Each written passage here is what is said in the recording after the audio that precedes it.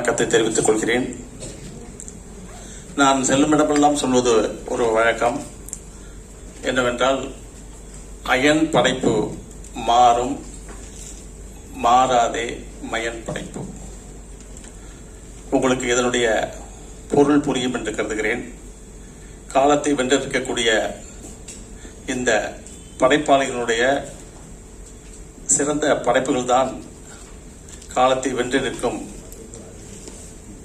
கட்டடங்கள் என்பதை நான் மீண்டும் வலியுறுத்திக் கொள்ள விரும்புகிறேன்.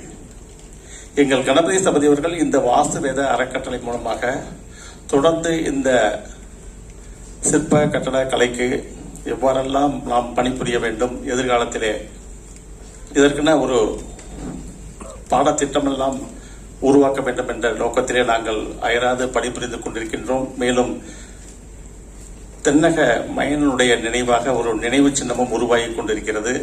கூடிய விரைவிலே இந்த மயன் மட்டுமல்ல, இந்த கட்டடக்கலை மொத்த கட்டடக்கலையினுடைய வரலாற்றிலே இங்கே எடுத்து இயம்பும் நோக்கத்தோடு ஒரு கண்காட்சியாகவும் உருவாக நாங்கள் எல்லாம் பணியாற்றிக் கொண்டிருக்கிறோம் என்பதை உங்களுக்கு தெரிவித்துக் கொள்கிறேன்.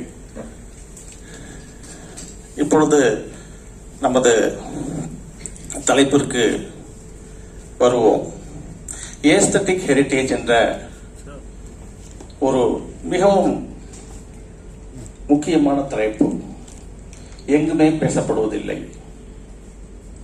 இந்த மரபு 3000-4000 வருடங்களை தாண்டி இன்றும் வெற்றிகரமாக காலத்தை வென்று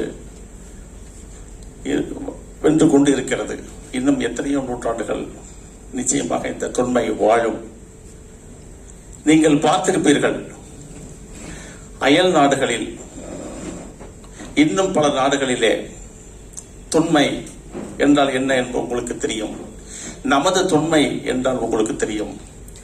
கண்டிப்பாக நமது நாட்டிற்கும் அயல் நாடுகளிற்கும் இருக்கக்கூடிய தொன்மையினுடைய தூரம் நிறைய. அவர்கள் எல்லாம் உள்ளதை உள்ளபடியே இமிட்டேஷன் என்று சொல்வோம்.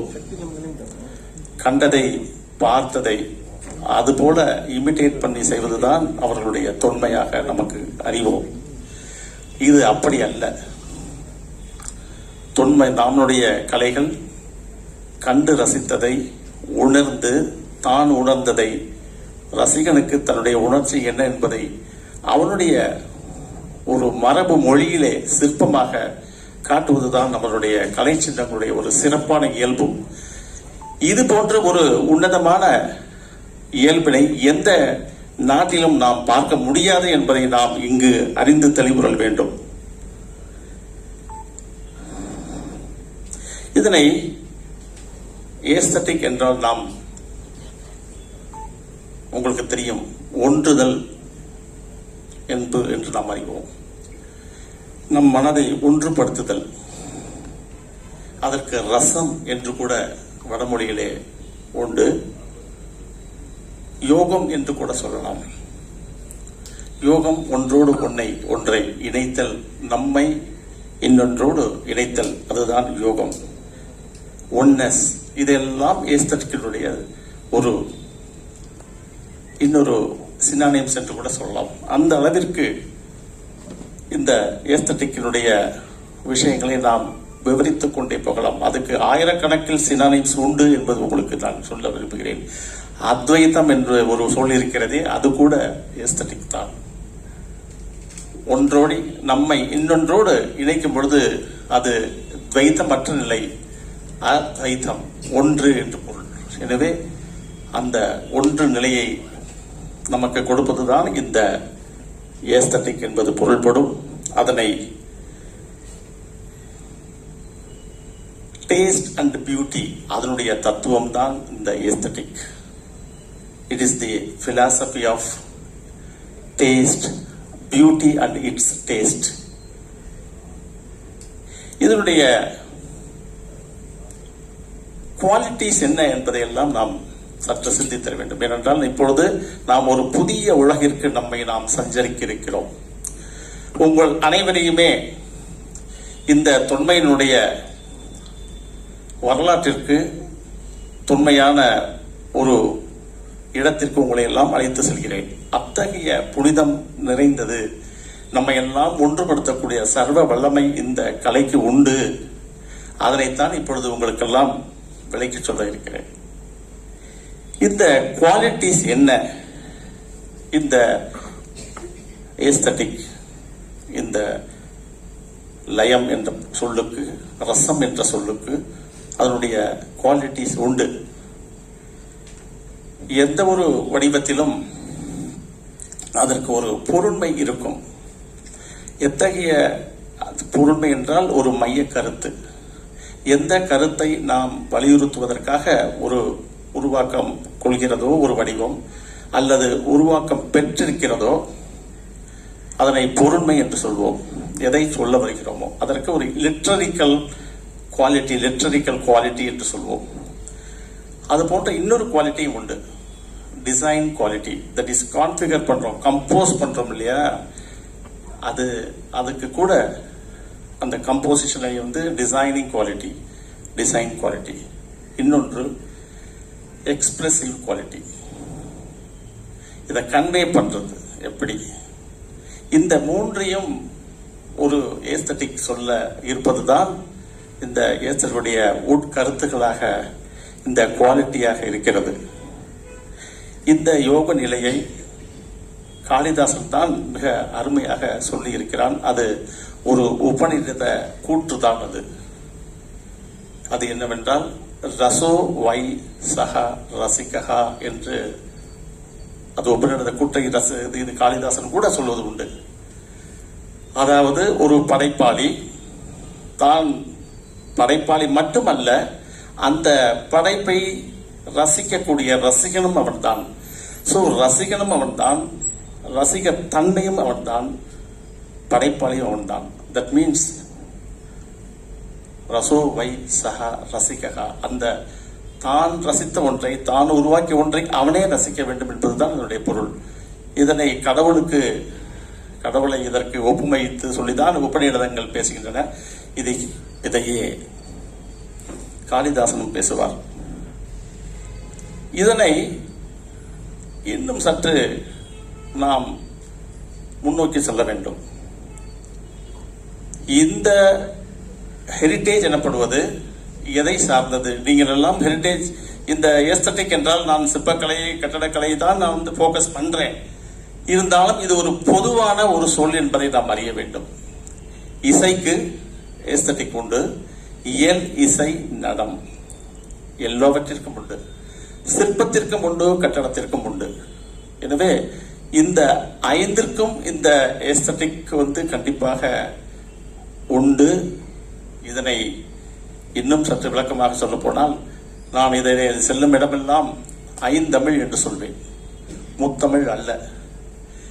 இந்த இயல், இசை, நாடகத்தை தான் நாம் முத்தமிழ் என்று சொல்லிக் கொண்டிருக்கிறோம். ஏன் இந்த சிற்பத்தையும் கட்டடத்தையும் ஐந்தமிழாக நாம் எடுத்துக்கொள்ளக்கூடாது? ஏனென்றால் இதையே இத்தகைய ஒரு ரசானுபவத்தை தர வல்லது. இதற்கு ஒரு கலைஞன் வேண்டும், இதற்கும் ஒரு படைப்பாளி வேண்டும், இதுவும் ஒரு உலகம்.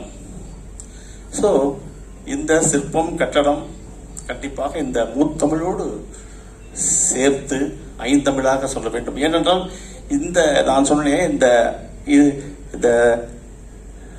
ஏஸ்தட்டிக்கினுடைய பொருண்மை சொன்னேன், குவாலிட்டி சொன்னேன். அது கண்டிப்பாக சிற்பத்திற்கும் கட்டடத்திற்கும் உண்டு என்பதால் தான் நான் அதனையும் இங்கு வலியுறுத்தி சொல்ல விரும்புகிறேன். இதனை இயல், இசை, நடனம் என்று சொன்னேன் இல்லையா, அதுல எப்படி தொடர்புபடுத்தினேன்னு சொன்னா நம்ம கரெக்டா நான் விலைக்கு சொல்லணும். ஸ்தாபத்திய யோகான்னு சொல்றேன் நான். இந்த யோக நிலையை ஸ்தாபத்திய யோகா என்று கூட சொல்லலாம். இந்த சிற்பத்தையும் கட்டடத்தையும் அதில் இருக்கிற அந்த ஏஸ்தட்டிக்கை பத்தி நம்ம பேசும்போது கண்டிப்பா இது ஒரு யோக நிலை என்று தான் சொல்ல வேண்டும். ஸ்தபதி எனப்படுபவர், இந்த கட்டட கலைஞர், இந்த கிரியேட்டர் என்ன செய்கிறார்? தான் ரசித்த ஒன்றை பிறருக்கு வழங்குவது. நீங்கள் எல்லாம் அஷ்டாங்க யோகம் என்பதை எல்லாம் பார்த்திருப்பீர்கள். அஷ்டாங்க யோகம் எதற்காக? தான் தனக்காக செய்யக்கூடியது, தன்னுடைய உடல் வளர்ச்சிக்காகவும் உள்ள அமைதிக்காகவும் இந்த அஷ்டாங்க யோகங்கள் எல்லாம் செய்கின்றோம். ஆனால் இந்த ஸ்தாபத்திய யோகம் அப்படி அல்ல. இது ஒரு யோக நிலை. சிற்பமானாலும் கட்டடமானாலும் அது தனக்காக உருவாக்கப்படுவதே அல்ல. இந்த கட்டடங்கள் எல்லாம் அதில் வசிப்போருக்கு நன்மையை கொடுப்பதற்காக, கோவிலுக்கு செல்வோர்கள் அங்க கோவிலிலே அவர்களுக்கு நன்மை கிடைப்பதற்காக அது படைக்கப்படுகிறது. சிற்பம், அந்த சிற்பமானது அது வணங்குபவர்களுக்கெல்லாம் நன்மை கிடைக்க வேண்டும்.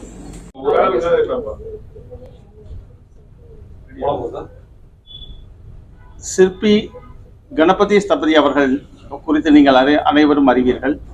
அவரால் துவக்கப்பட்ட வாஸ்து வேத அறக்கட்டளை நிறுவனத்தின் சார்பாக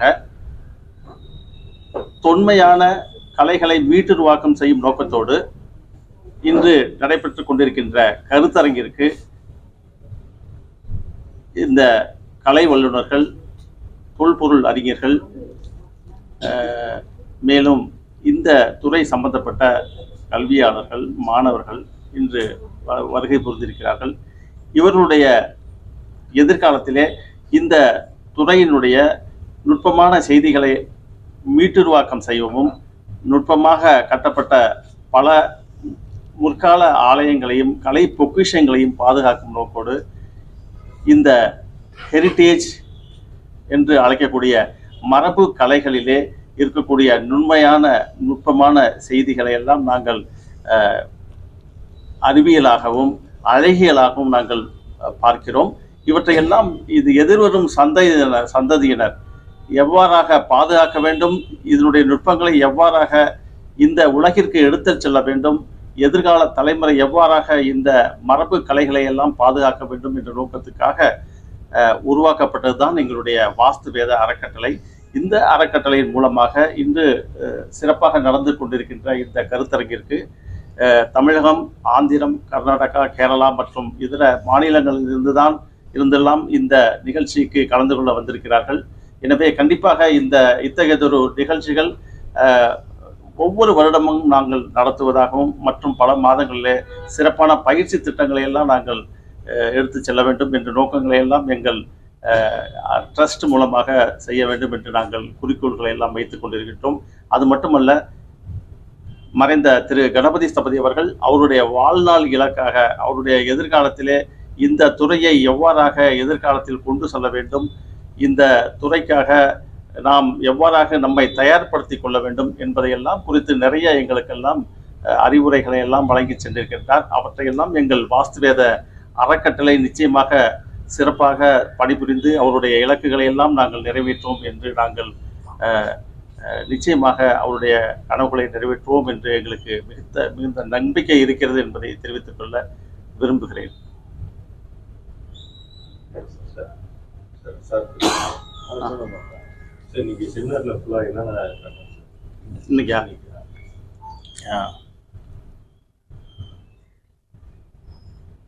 இன்றைய கருத்தரங்கில்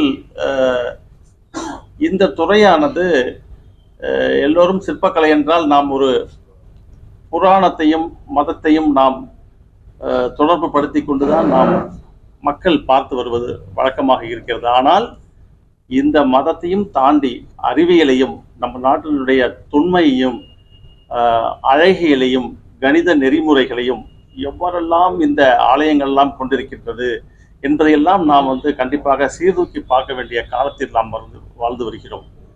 இன்றைய அறிவியல் எவ்வாறாக முன்னேறி சென்றிருக்கிறது என்பதை நாம் கருத்தி பார்க்கையிலே நம்முடைய தொன்மையையும் இந்த அறிவியல் வேகத்தோடு நாம் தொன்மைகளை மீட்டுருவாக்கம் செய்து எதிர்காலத்திலே நாம் தொன்மையானது எத்தனையோ அறிவியல் செய்திகளையும் ஆழ்ந்த நுட்பமான கருத்துக்களையும் இந்த துறை கொண்டிருக்கிறது என்பதையெல்லாம் நாம் இன்று வெளிக்கொணர்வதற்குத்தான் இந்த கருத்தரங்கானது நடைபெற்றுக் கொண்டிருக்கிறது.